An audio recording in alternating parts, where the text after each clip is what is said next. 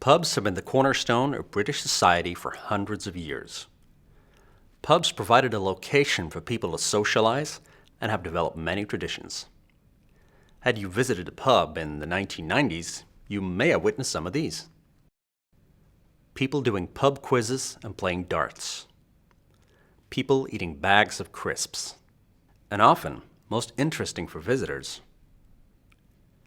ringing of the bell around 11 p.m., signaling that the pub was about to close. How did this come about? We need to rewind to 1915 during the First World War. Before 1915, pubs were only required to have a license to trade and designate one person responsible. With Britain at war, however, the success of the war effort relied upon an active and unhampered workforce, especially those working in munitions and artillery factories. The government decided to minimize the risk of tired workers and potential loss in productivity. The government decided to tighten the licensing laws, stipulating that pubs close at 9:30 in the evening, later to change to 11 p.m.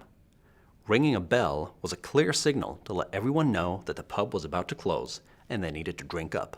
In 2003, however, there was a major shake-up in the licensing laws. Prior to 2003, depending on what kind of entertainment a place offered, there was a different license. For example, a cinema needed a different license from a theater. A pub needed a different license from a night cafe. The 6 different licenses that existed at the time were merged into one. Additionally, every 3 years, the person responsible for the pub had to renew their license, which was valid for only one location. This period of validity was extended to 10 years, and also the licensee was able to transfer from one location to another without having to go through the hassle of re-registering.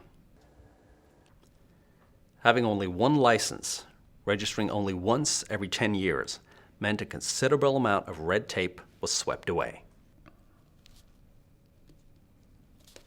Not only did it become easier to apply for and process applications, it became much easier and cheaper for venues to put on entertainment they might not normally have offered, such as music bands. Cutting down on needless paperwork was reckoned to save £1.97 billion over 10 years. One of the biggest effects, however, was the fact that 90 years after the 11 p.m. closing time was introduced, pubs and other entertainment establishments were able to decide when they would close and thereby offer more flexibility to their customers, especially in terms of opening hours. A report released in 2008 showed that while pubs across England and Wales were making use of the new licensing laws, on average, pubs only closed 21 minutes later than 11 p.m.